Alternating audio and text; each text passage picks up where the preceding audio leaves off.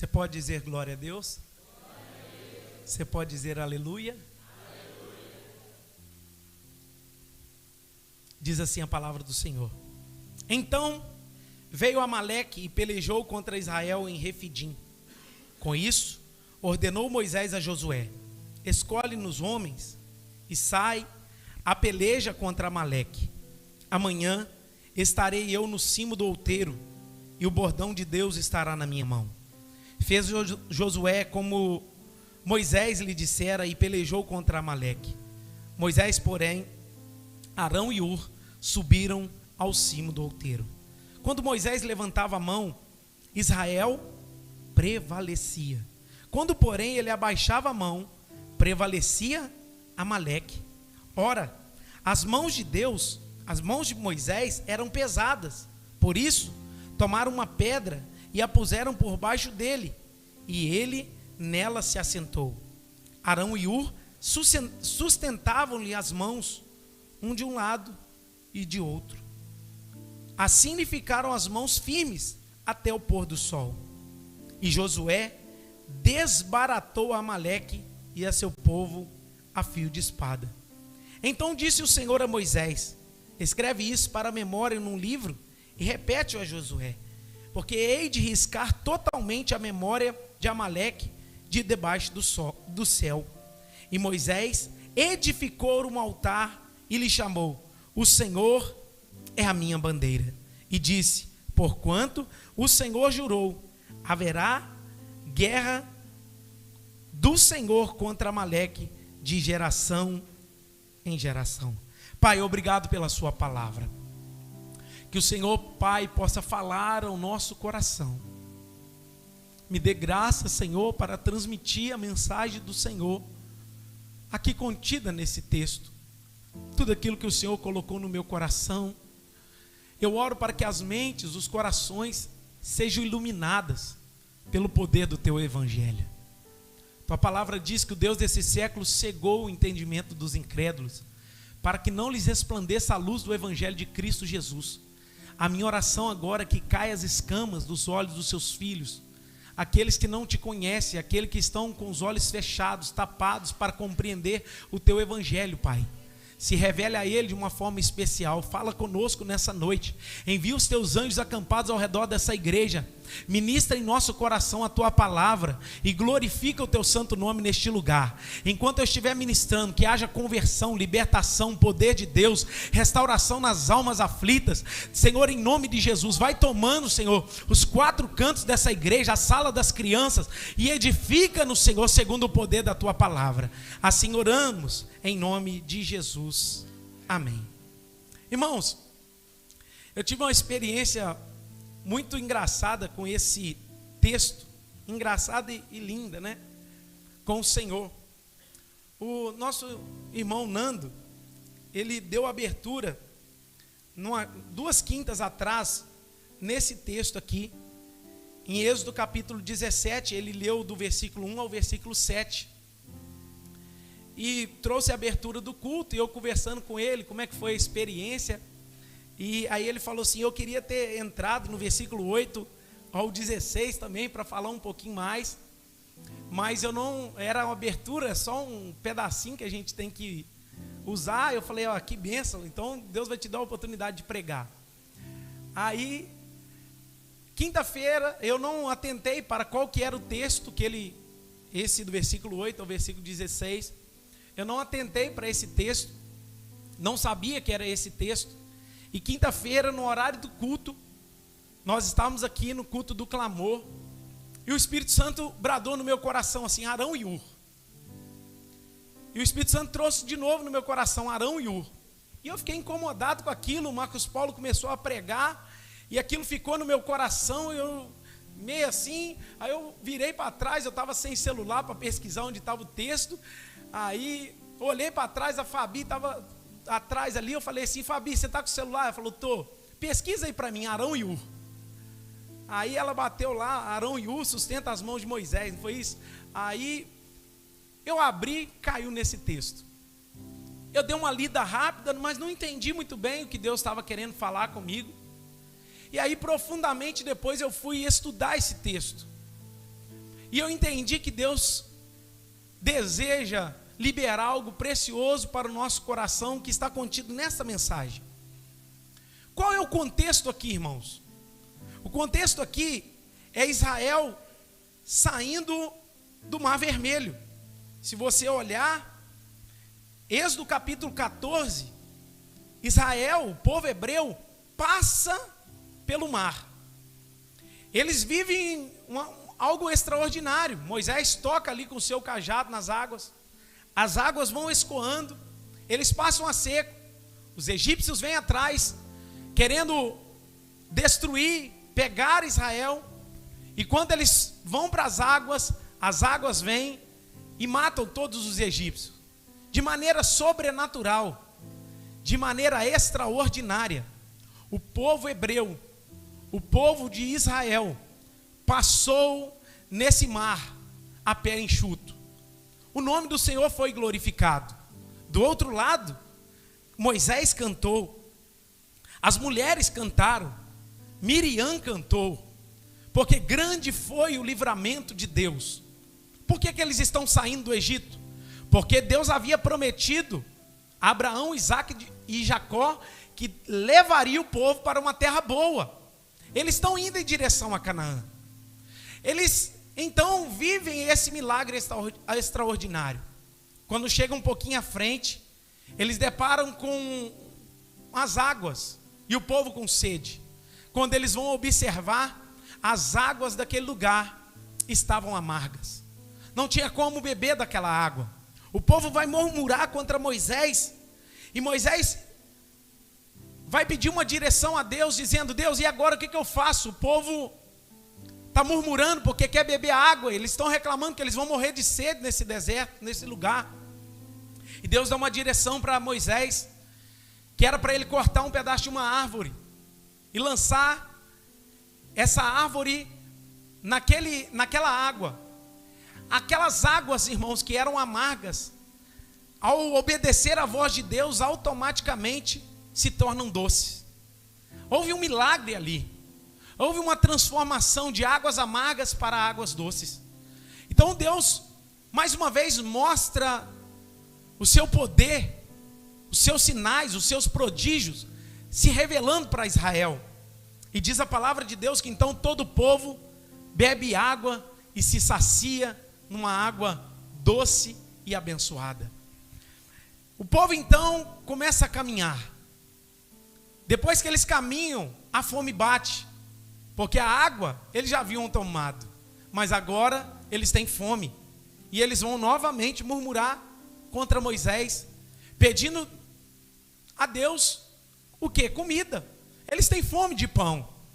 Moisés então vai mais uma vez ao Senhor, e ali acontece mais um milagre. Qual milagre? O maná cai do céu para alimentar aquele povo. Coisas extraordinárias. Eles passam no rio, no Mar Vermelho, as águas secam.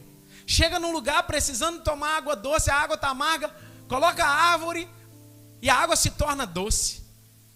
Eles estão com fome, Deus manda o maná, cada porção para cada dia.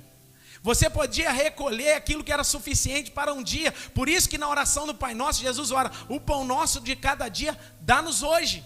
Porque Deus tem uma porção suficiente para cada um a cada dia. Só que o povo agora não bastasse tomar água doce e comer o maná que vinha do céu, o povo agora reclama que eles não estavam comendo carne. Eles olham para trás e dizem assim: lá no Egito nós comíamos carne, nós trabalhávamos igual um condenado, sim, nós éramos escravos, mas lá pelo menos nós vivíamos à beira das panelas comendo carne. E eles vão mais uma vez em Moisés. Moisés então, direcionado por Deus, ora ao Senhor, e Deus promete mandar as cordonizes, as carnes para aquele povo se alimentar. Então Deus transforma a água, Deus então manda o maná, Deus então faz eles passar seco para viver um grande milagre, e Deus então manda a carne para aquele povo comer. Um povo murmurador, um povo atribulado. E mais uma vez, chegamos no capítulo 17 agora, O povo está com sede novamente. Eles vão murmurar novamente contra Moisés, dizendo: ô Moisés, nós estamos com sede, o que é que nós vamos arrumar? Moisés olha: não basta, vocês não viram os milagres ali atrás, vocês continuam murmurando. Aí Deus dá agora uma nova estratégia para Moisés. Qual a estratégia que Deus deu ali para Moisés? Pega o bordão, meu filho, olha a rocha, fere a rocha, toca na rocha, e ali vai sair água. Irmãos, Moisés obedece à voz de Deus, toca na rocha, saiu água e todo mundo alimentou. Todo mundo bebeu daquela água maravilhosa que saiu da rocha. Irmãos, eu estou falando de 4 capítulos. Se você ler minuciosamente, você vai ver que existem muitas coisas contidas nesses 3 ou 4 capítulos aqui que eu consegui citar brevemente para você. Agora presta atenção. Deus é um Deus que cuida do seu povo. Deus é um Deus que zela pelo seu povo. Deus é um Deus que te prometeu algo, Ele vai cumprir algo, ainda que você passe no deserto. Ei, eu tenho uma palavra de Deus para o seu coração. Ainda que você passe no deserto, aleluia, Ele vai cuidar de você naquele deserto. Ele não vai te abandonar no deserto, Ele não vai te desamparar no deserto. Se preciso for, Ele vai fazer a água sair da rocha, Ele vai mandar uma árvore tocar na água, alguma coisa vai acontecer, mas Ele vai te sustentar no meio desse deserto. Quantos creem nessa palavra? Só que, irmãos, o problema chega, porque não é só de milagre que vive o homem. Fala com a pessoa que está do seu lado: não é só de milagre que vive o homem. O problema chega. Qual é o problema? Então veio Amaleque e pelejou contra Israel em Refidim. Ou seja, eles estão vivendo milagres sequenciais, extraordinários, coisas sobrenaturais acontecem. Aí a primeira coisa que eu aprendo nesse texto: o problema chega.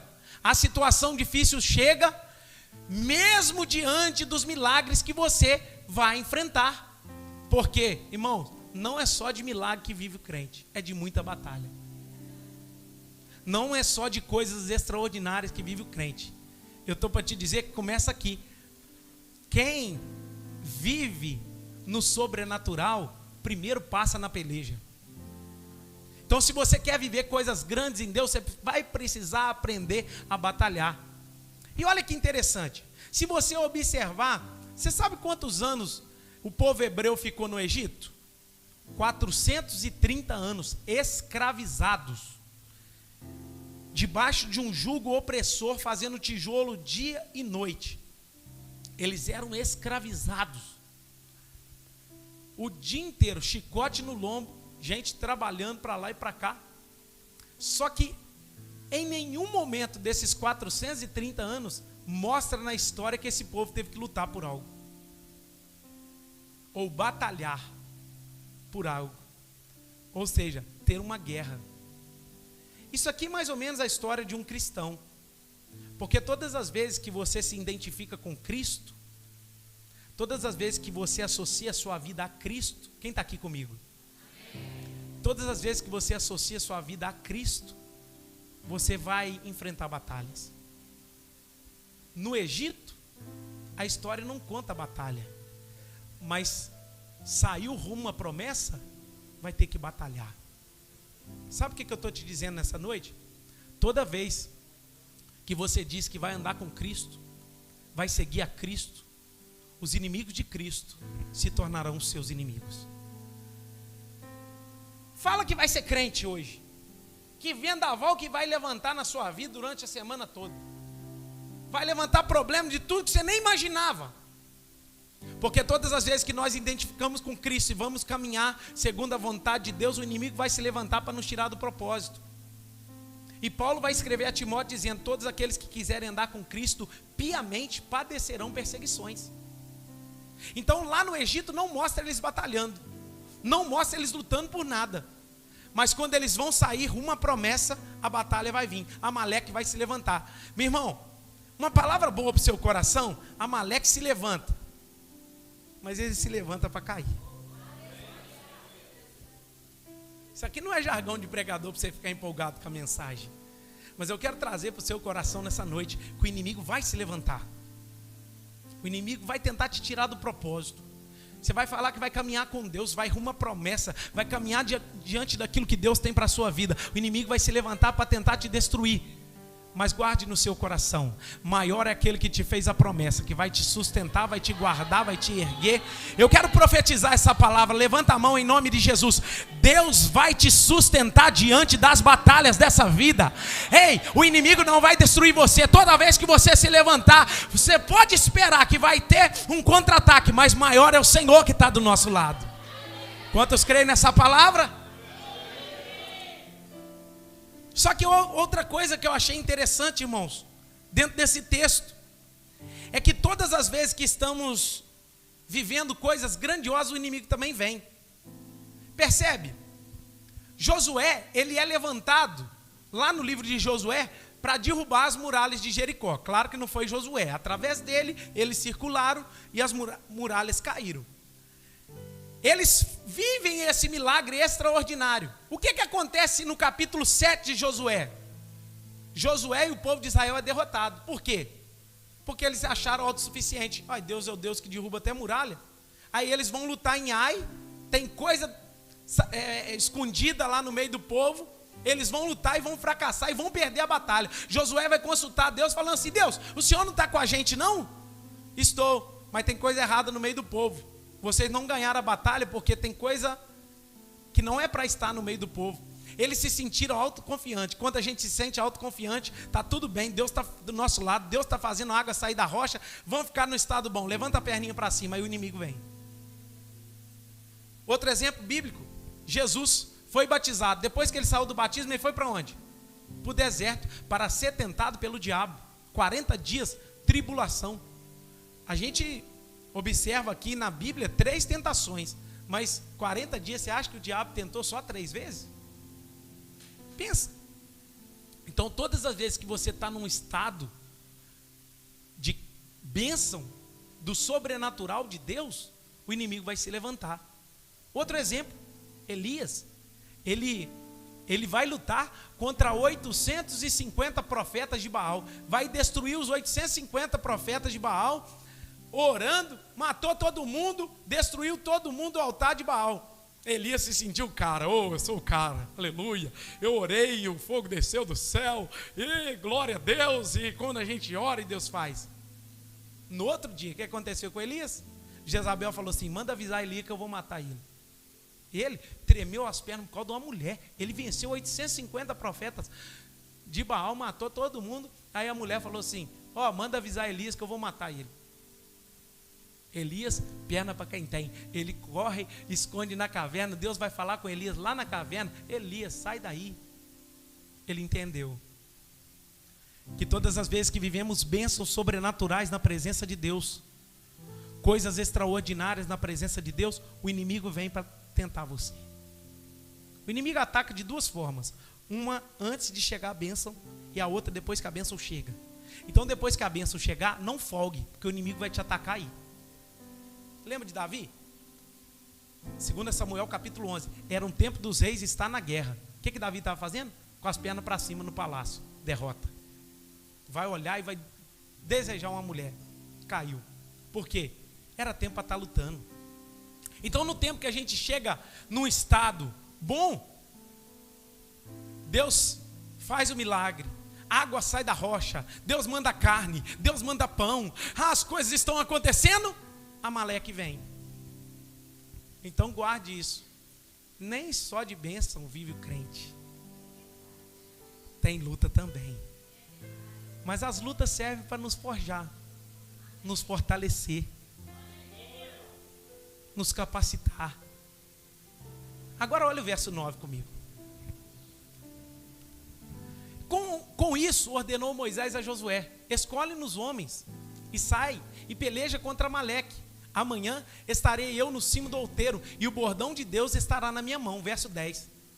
Fez Josué como Moisés lhe dissera e pelejou contra Amaleque.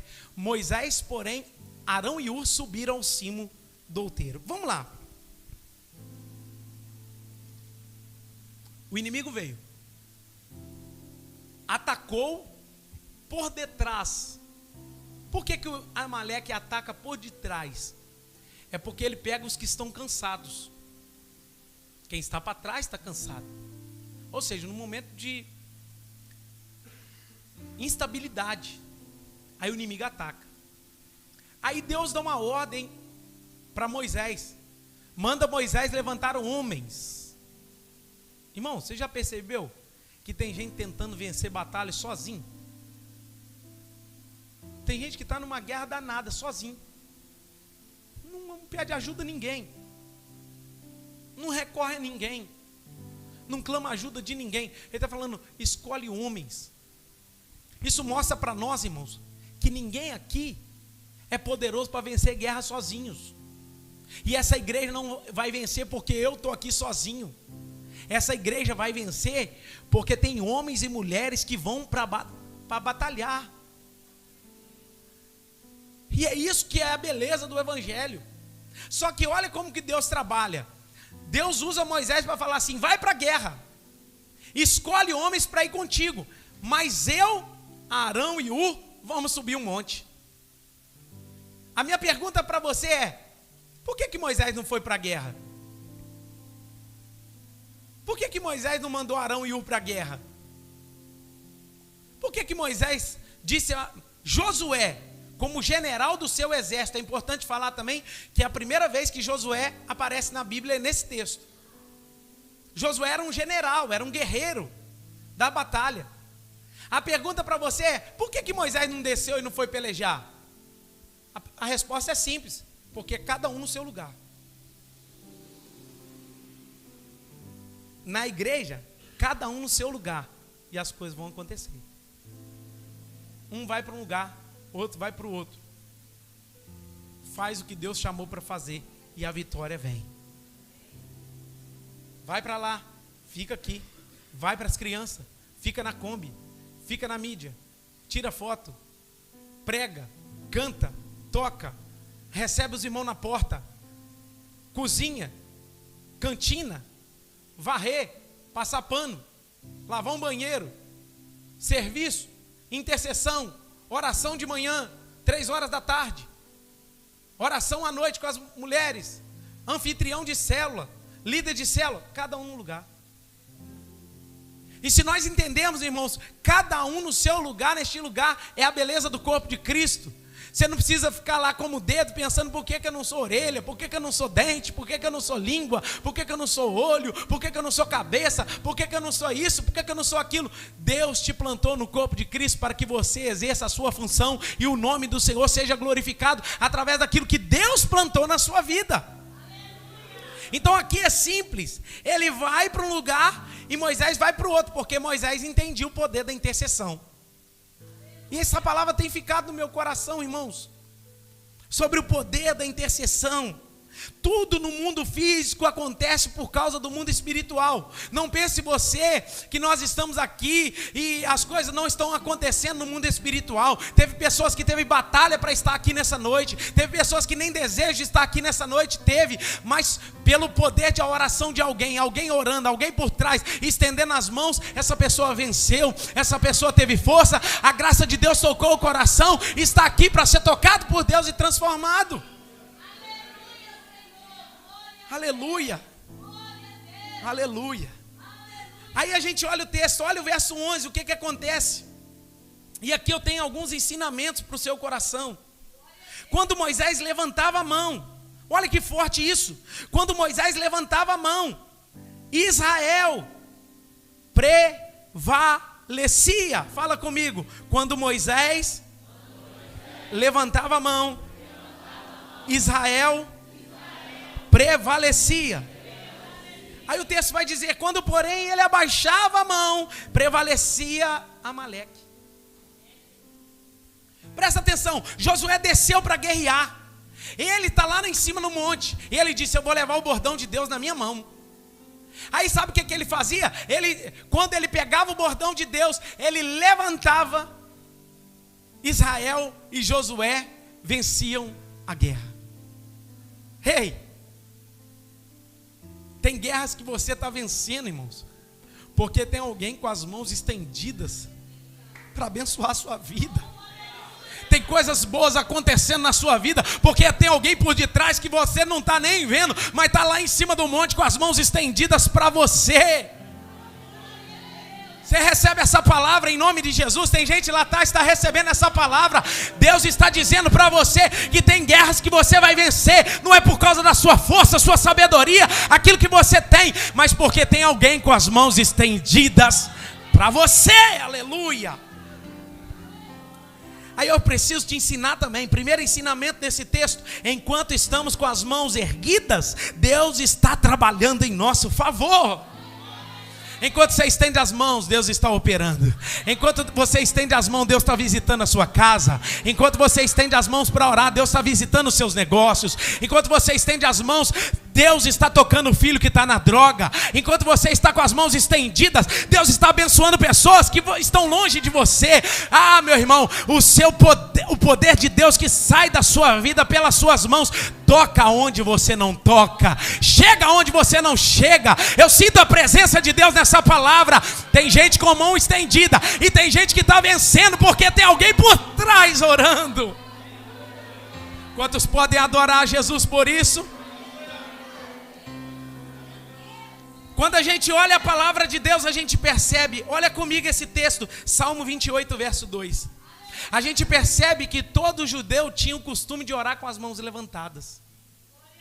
Irmãos, tem poder de Deus naquele que levanta as mãos e ergue a sua voz ao céu. Olha o texto: ouve minhas vozes súplices, quando a ti clamar por socorro, quando erguer as mãos para o teu santuário.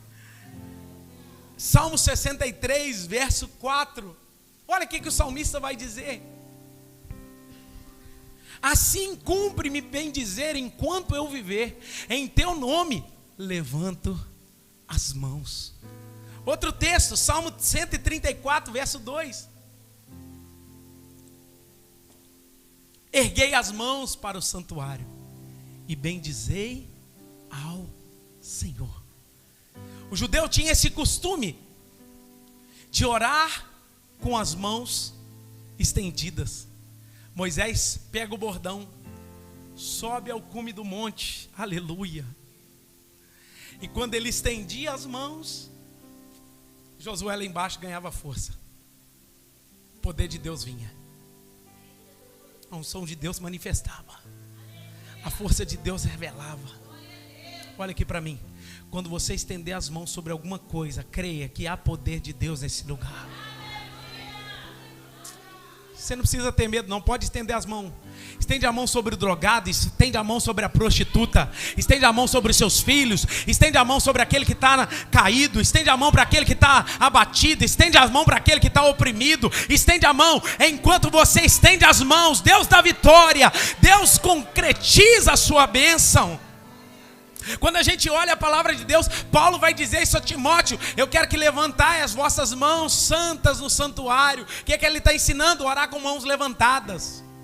Eu estou aqui nessa igreja, eu pareço doido, tem dia que eu estou falando assim: Deus, me dá Miraí. Eu estendo as minhas mãos para essa cidade e falo: me dá as casas de Miraí, me dá pessoas que não te conhecem. O Senhor sabe nessa cidade quem vai se converter. E eu estou orando, em nome de Jesus, salva Miraí, abençoa as empresas dessa cidade, abençoa o comércio dessa cidade, abençoa as casas dessa cidade, abençoa as famílias dessa cidade. E eu creio, meu irmão, que tem um Deus no céu que está ouvindo a minha súplica.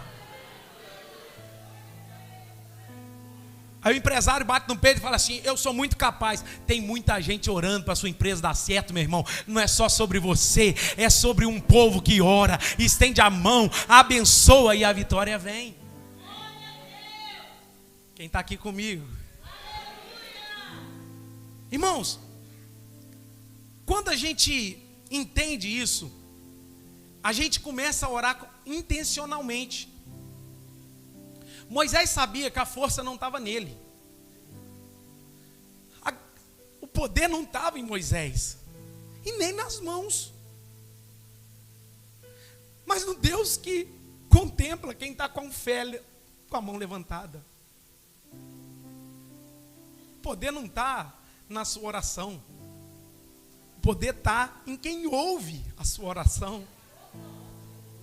Já viu aquela oração xoxa, capenga, manca? Oh Deus, fala tudo errado. Aí você, estou nem sem força. Oh Deus. Aí eu fico impressionado com Deus, porque Lucas capítulo 18 vai dizer que o fariseu vai subir para orar junto com um publicano, e o fariseu, ele ora da seguinte forma, eu vou só tentar interpretar o que a Bíblia está ensinando, diz assim: Senhor, graças te dou, porque não sou como os demais homens, roubadores, mentirosos, eu dou o dízimo de tudo quanto tenho, eu faço orações, eu jejuo 2 vezes na semana. Ele está fazendo uma oração de si para si, diz a Bíblia. Ele orava achando que ele era um tal, que Deus era obrigado a ouvi-lo. Enquanto isso, um publicano pecador, eu sinto a presença de Deus aqui. Ele não tem coragem de erguer a voz. Ele não tem coragem de levantar a sua cabeça. Ele só diz assim: oh Deus, se propício a mim, tem misericórdia de mim, porque eu sou pecador. Oh meu irmão, não tem nada que resista a um coração quebrantado. Deus olha do céu e fala assim: esse aí está com o coração rendido, esse aí está com o coração prostrado. Aí Jesus faz a pergunta, eu pergunto a vocês: qual dos dois saiu justificado daquele lugar? Aquele que se exaltou ou aquele que se humilhou? E Jesus vai responder: pois todo aquele que se humilha.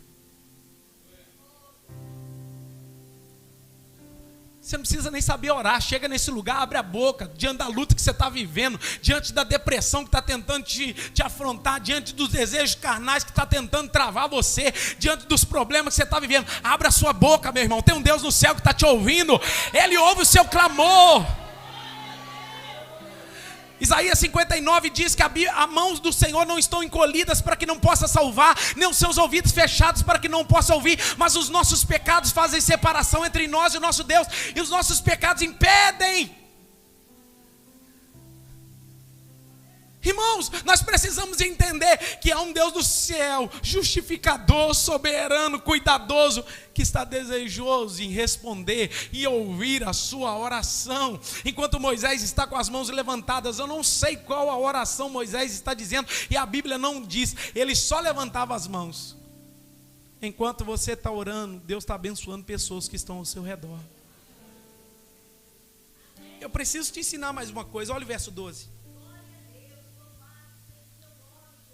Ora, as mãos de Moisés eram pesadas, por isso tomaram uma pedra e a puseram por baixo dele, e ele nela se assentou. Arão e Hur sustentavam-lhe a mão, um de um lado, o outro de outro, e assim ficaram as mãos firmes até o pôr do sol. Primeira coisa que eu quero te ensinar aqui no verso 12: por que as mãos de Moisés eram pesadas? Por que as mãos de Moisés ficaram cansadas? Número 1, para entendermos que quem dava êxito na batalha era o Senhor e não Moisés. As mãos cansadas de Moisés apontam para a nossa fraqueza, revela a nossa fraqueza. Que Moisés pode ser homem de Deus, pode tocar no mar, o mar se abrir, pode tocar na rocha, sair água, pode orar, Deus mandar o pão do céu, as codornas, tudo para alimentar o povo. Mas Moisés também sente fraqueza. O que é isso? Deus conhece que muitas vezes você está com as mãos levantadas, mas a fraqueza bate aí na porta do coração. Você precisa aprender que fraquezas também pegam um homem de Deus. E tem gente que olha para pastor e fala assim: esse cara é sobrenatural. Irmãos, tem gente que acha que quando o pastor é consagrado com aquele óleo da unção, o óleo da unção vai para a veia do pastor.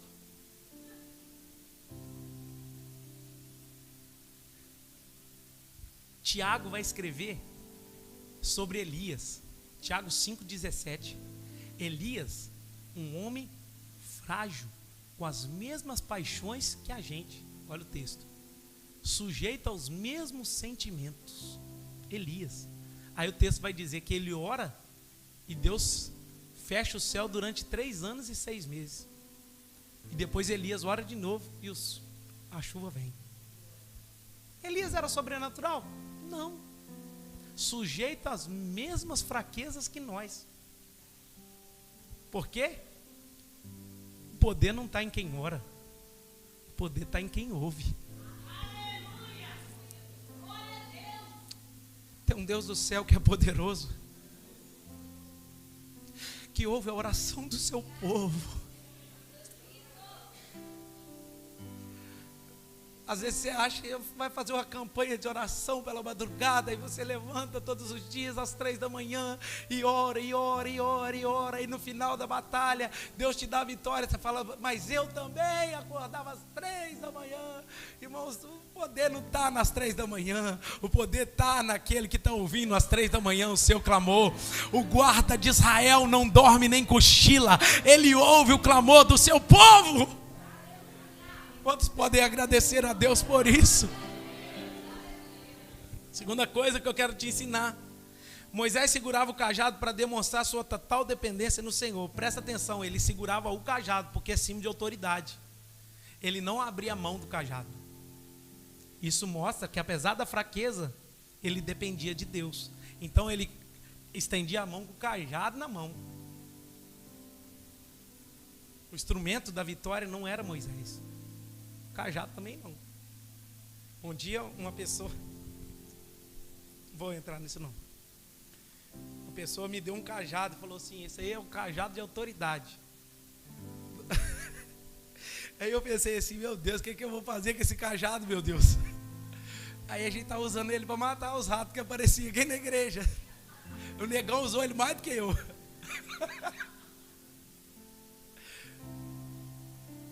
O poder não está no cajado, o poder não está em quem segura o cajado, o poder está naquele que te ordenou segurar e levantar as mãos. Aí o texto vai dizer que ele, enquanto ele fazia isso, Israel lá embaixo prevalecia. Eu preciso te ensinar por que ele abaixava a mão. Porque ele cansava, afadigava. E outros textos mostram homens de Deus cheios do Espírito Santo, cansados. Elias vai dizer: basta, não aguento mais, pode me matar, Senhor. Jeremias vai dizer: eu estou no auge, eu prego, eu condeno todo mundo, ninguém me ouve, eu não vou pregar mais, eu estou cansado. Mas quando eu falo que eu vou parar, tem lá no meu íntimo um fogo que arde nos ossos. Paulo vai dizer, abre esse texto, 2 Coríntios 11, 27 na televisão, por favor.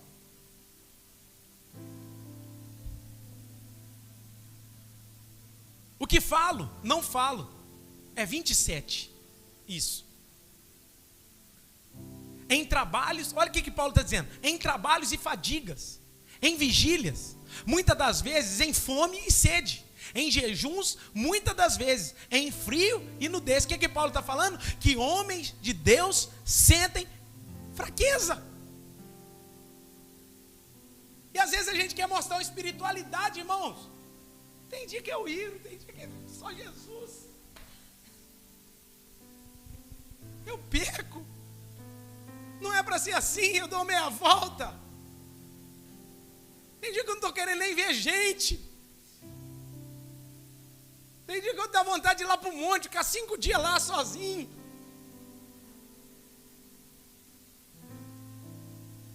Aí a gente quer tomar um ar fresco, você parece que puxa problema na vida da gente.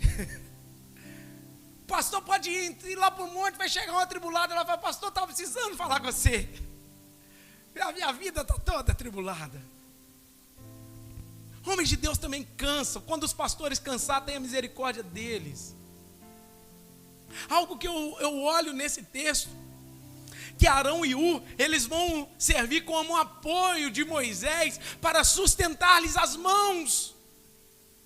Porque homens de Deus também precisam ser ajudados.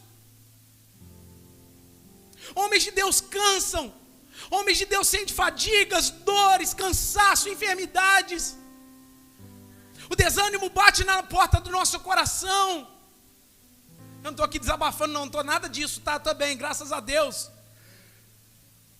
Mas nós precisamos entender que isso acontece com quem é carnal. É humano, é falho. Presta atenção, o próprio Jesus, o Filho de Deus, 100% homem, 100% Deus, no Getsemane, ele sente o peso do ministério. Ele diz: Senhor, se possível, passa de mim esse cálice. Todavia não faça como eu quero, mas como tu queres. Ele vai orar 3 vezes e ele vai ter uma decepção, Marcinho, sabe por quê? Porque ele vai chegar nos discípulos: eu confio neles, eles vão estar acordados, eles vão poder me consolar nessa hora, eles vão poder me ajudar nessa hora, e quando ele menos espera, eles estão tomados de sono. Quantas vezes na minha vida você e eu, cansados, afadigados, você olha para o lado, os irmãos parecem que estão sonolentos. Os irmãos parecem que não vão querer te ajudar. Jesus no auge, na batalha mais titânica que ele enfrentou nessa terra, ele recorre à ajuda, e essa ajuda não vem. É difícil, irmãos, quando as mãos cansam e não tem ninguém do lado. É difícil quando alguém está cansado e não tem ninguém para apoiar. É difícil quando você precisa de ajuda, ninguém está disposto a segurar suas mãos. E eu preciso te perguntar: onde estão o Arão? São aqueles como Arão, Ur dessa igreja, para segurar as mãos daqueles que estão com as mãos levantadas. Não é todo mundo que tem condição de ser Moisés, Billy Graham, John Wesley, mas acho que todo mundo tem condição de ser Arão e Ur.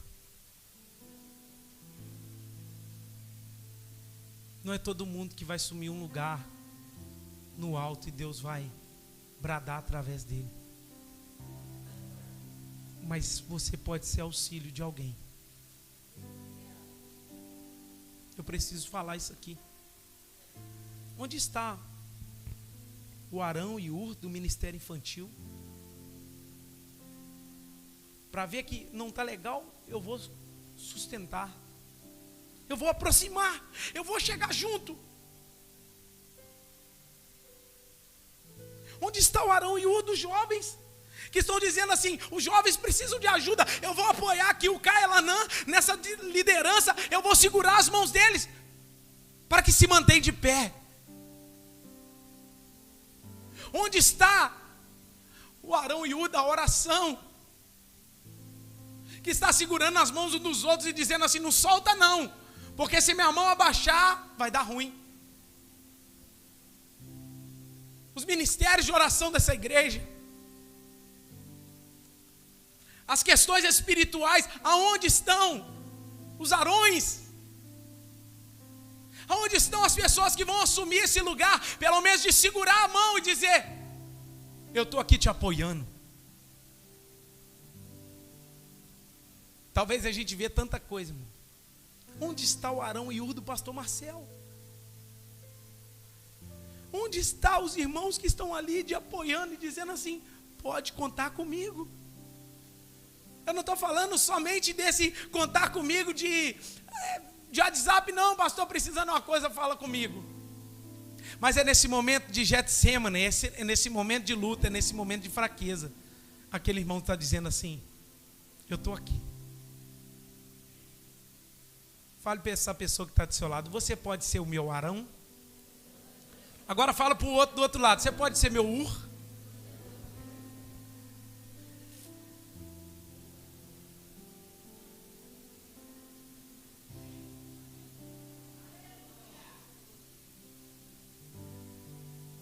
Irmãos, o êxito, a bênção de Deus sobre essa igreja, eu falo isso aqui com muita alegria no coração, irmãos.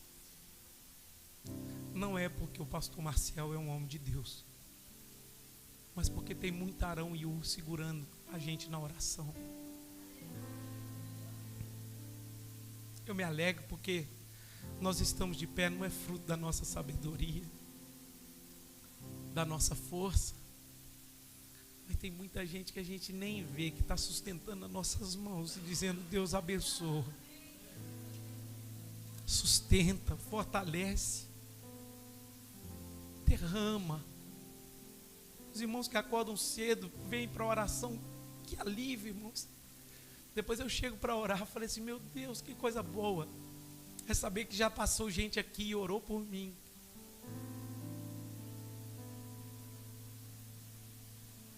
Mulher, para de acusar o seu marido, apontar problema dentro de casa. Seja Arão e U para ajudar ele a estar com as mãos estendidas dentro de casa.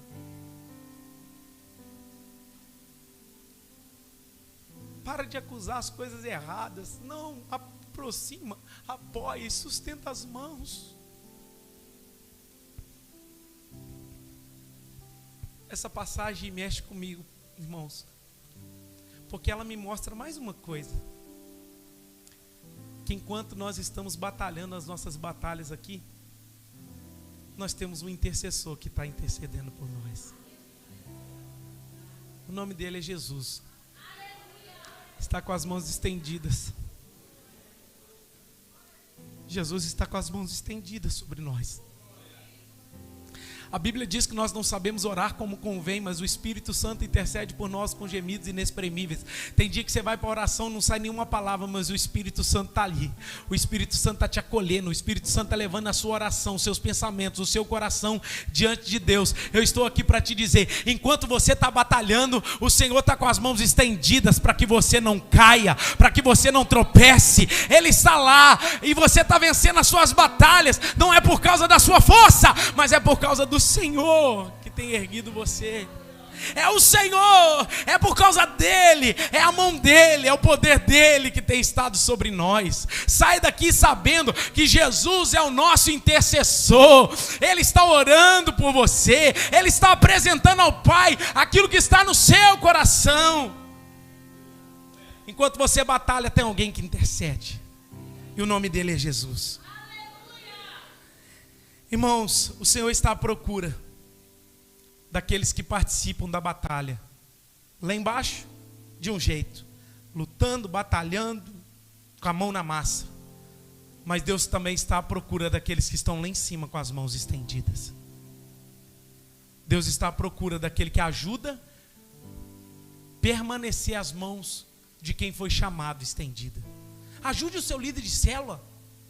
Seja uma bênção lá na sua célula. Ajuda a cantar. Tem dia que o nosso louvor de célula está frouxo, está enjoado. Aí você olha, o crente está lá com a boca fechada. Você não sabe cantar não, a gente sabe, irmão, mas abre a boca e louva Jesus. Engrandeça o nome do Senhor. Tem dia que antes de começar o estudo já estou cansado, tanto que eu gritei de cantar na célula. Irmãos, nós precisamos ter isso. Sustenta pessoas que estão ao seu lado, na ajuda, na oração, no apoio. Diga para ela, pode contar comigo, eu estou aqui, nós vamos fazer esse negócio andar. Nós vamos fazer fluir. Tem gente que vai puxar para trás, mas deixa para trás, Josué mata ele lá. Agora outra coisa, eu preciso acabar. Verso 13. E Josué desbaratou Amaleque e a seu povo a fio de espada. Então disse o Senhor a Moisés: escreve isso para a memória no livro e repete a Josué, porque hei de riscar totalmente a memória de Amaleque de debaixo do céu. E Moisés edificou um altar e lhe chamou: o Senhor é a minha bandeira. Fala comigo, o Senhor é a minha bandeira. Essa vitória de Israel tem 3 elementos. Primeiro elemento, poder de Deus do céu. Impossível se Deus não agisse. Então, tem batalha, irmãos, que é só por intermédio do poder de Deus. Segundo elemento, a intercessão de Moisés e a ajuda de Arão e Hur. Porque se Moisés abaixasse a mão, se Moisés estivesse sozinho, Israel teria perdido essa batalha. Então não fica achando que você não é Moisés, você não é importante não. Deus usa cada um no seu lugar.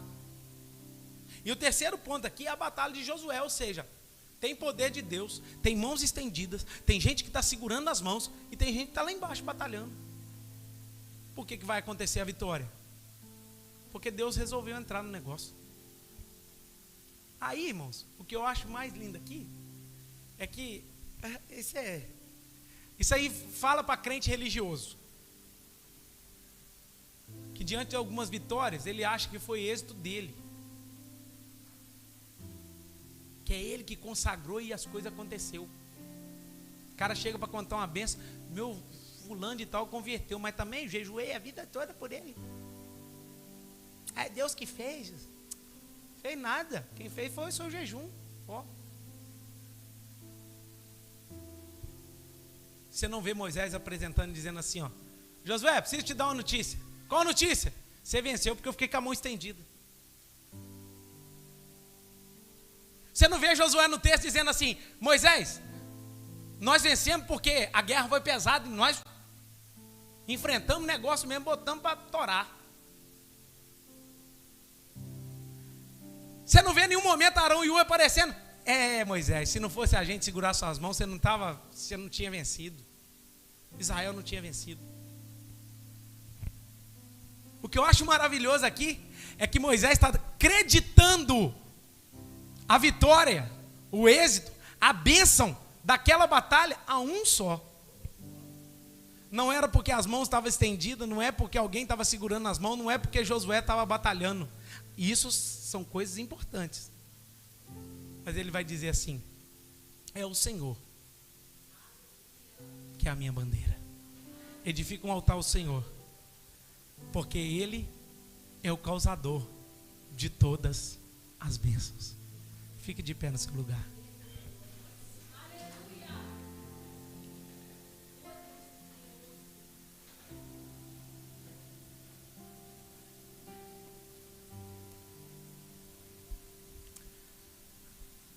As vitórias que você vai receber na vida, as bênçãos que Deus vai manifestar sobre você, não é por causa da sua força, não é por causa da sua sabedoria, não é porque você batalhou muito, mas porque Jeová é a nossa bandeira. Ele é o nosso Senhor.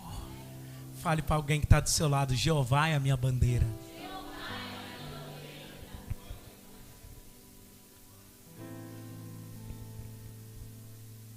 Vamos terminar louvando. Quero convidar o louvor aqui, mas eu quero orar por você.